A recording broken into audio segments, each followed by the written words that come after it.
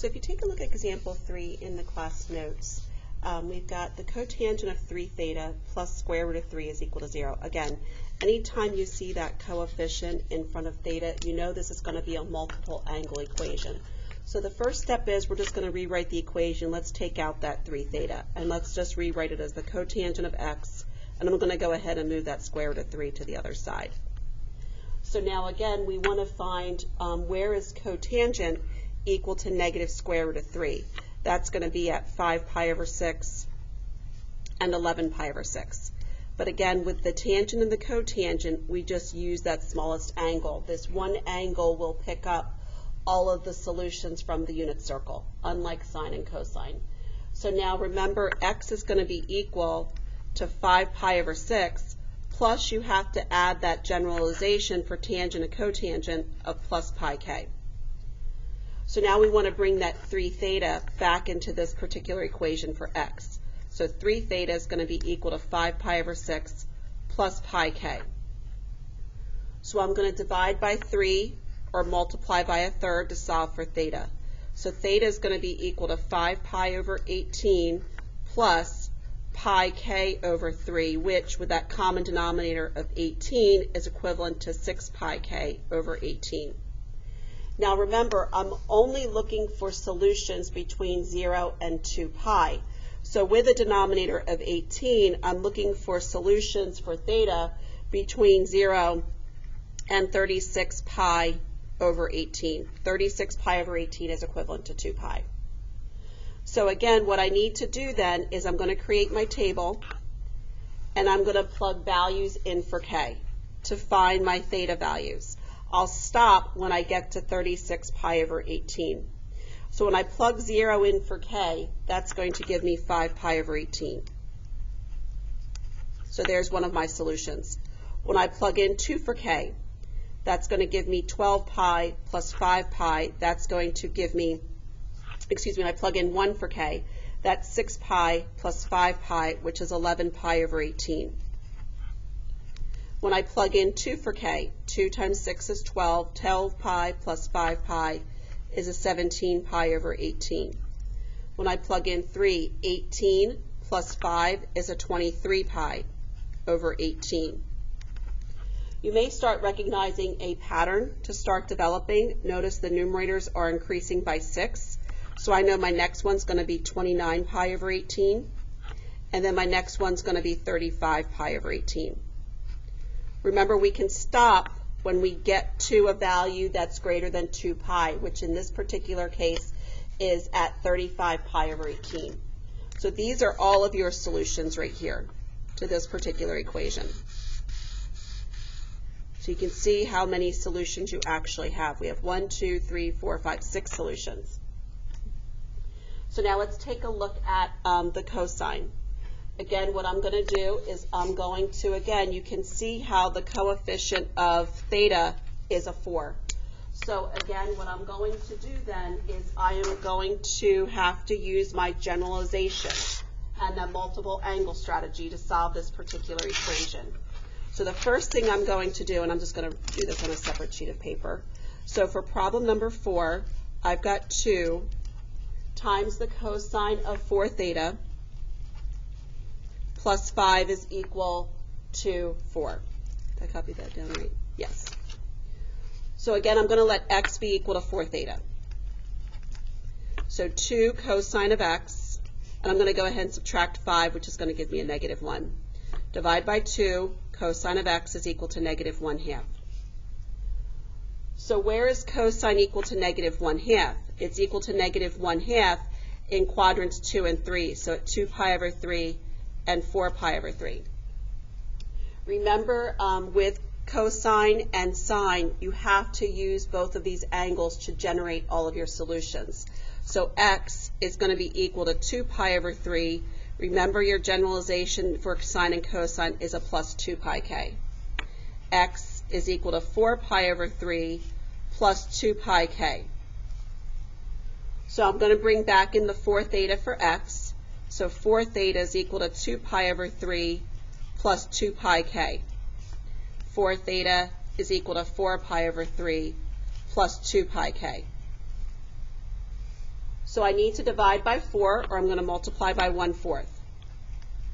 So theta is going to be equal to 2 pi over 6, 2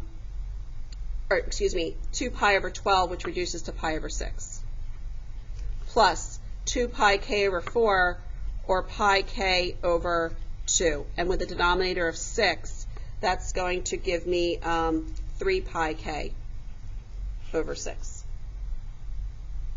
So there's one of the equations I'm going to use to generate my solutions.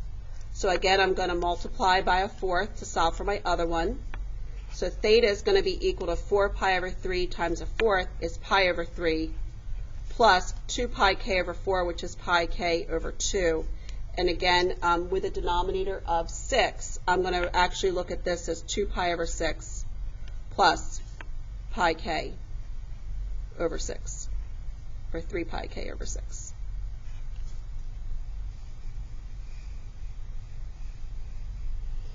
So now when I start using my k values, again, when I start plugging in values for k, I'm going to solve for my angles.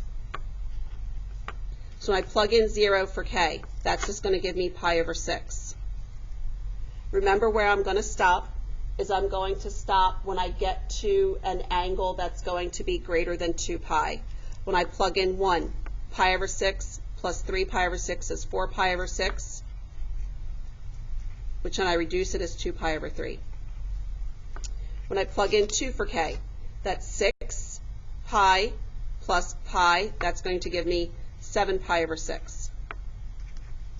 When I plug in 3, that's 9 pi over 6 plus pi over 6, that's going to give me 10 pi over 6. And when I reduce it, that's 5 pi over 3. And if I plug in 4, that's going to give me 12 pi over 6. So again, that's going to give me an angle greater than 2 pi. So again, these are the angles that are my solutions. Pi over 6, 2 pi over 3, 7 pi over 6, and then 5 pi over 3. So now I have to consider the other solutions as well, the other equation, to come up with my other solutions. Starting with 0. When I plug 0 in for k, that's going to give me pi over 3. Again, I'm plugging it into this one where I already have the common denominator. When I plug in 1, 3 pi over 6 plus 2 pi over 6 is 5 pi over 6. When I plug in 2, 6 pi over 6 plus 2 pi over 6 is 8 pi over 6, which reduces to 4 pi over 3. When I plug in 3, 9 pi over 6 plus 2 pi over 6 is 11 pi over 6. And again, if I plug in 4, I'll get to an angle larger than 2 pi. So these are also my solutions. So you can see how I have 8 different solutions for that particular equation. So let's take a look at example number 8. Again, I still have a coefficient that's not equal to 1. In this case, it's a 1/3. So what I'm going to do then is I'm going to let x be equal to theta over 3. So I have 2 cosine x equals square root 2, or cosine x equals square root 2 over 2. And remember, with cosine, I have to look in all of the quadrants. So again, I've got the angles at x would be equal to pi over 4 and 7 pi over 4. So I want to bring theta over 3 back in. So again, theta over 3 is equal to pi over 4 plus 2 pi k. And then theta over 3 is equal to 7 pi over 4 plus 2 pi k. Now when I solve for theta, I'm going to multiply by 3. So theta is equal to 3 pi over 4 plus 6 pi k. Now notice right here, this is already greater than 2 pi. So I don't need to worry about making that chart and plugging in multiple values for k. When I plug in 0 for k, I'm only going to end up with that one solution within 0 to 2 pi of 3 pi over 4. So when I multiply all of this by 3, my second equation, theta is going to be equal to 21 pi over 4 plus 6 pi k. Well, 21 pi over 4 is already greater than 2 pi. So this is a case where I only have one solution of 3 pi over 4. If I take a look at number 9, tangent of theta over 4 is equal to square root 3. Again, the coefficient of theta is 1/4. So I need to do my multiple angles, so x is equal to theta over 4. So I'm looking to see where is tangent of x equal to square root 3. So from my unit circle, x would be equal to pi over 3 and 4 pi over 3. But again, because it's tangent, I only have to consider the smaller angle. So I'm going to let my theta over 4 be equal to pi over 3 plus, remember with tangent, the generalization is plus pi k. Multiply by 4. So theta is going to be equal to 4 pi over 3 plus 4 pi k.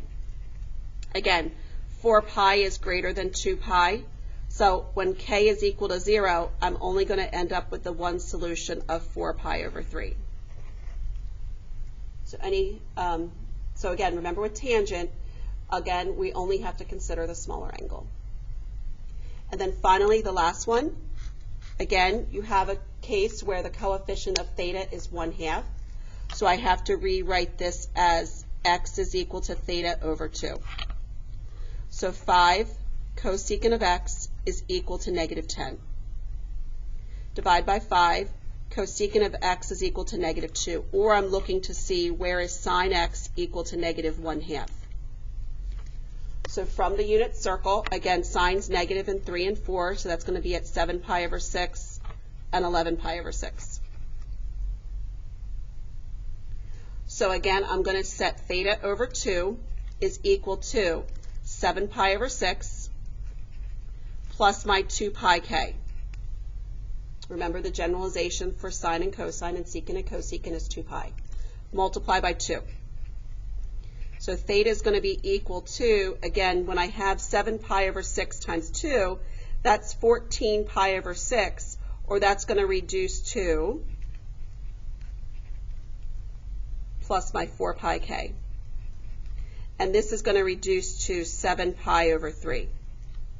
This is already greater than 2 pi. So this equation is not going to, there is no angle between 0 and 2 pi that exists between 0 and 2 pi. So then when I go to find the other, which is 11 pi over 6, so theta over 2 is equal to, again, 11 pi over 6 plus 2 pi k. Multiply by 2, theta is equal to 22 pi over 6 plus 4 pi k. And this is 11 pi over 3. Again, this is already greater than 2 pi. So we don't say that there's no solution to this equation, but there is, but there's just no solution in your interval 0 less than or equal to theta less than 2 pi. So there are no solutions for this equation that are between 0 and 2 pi.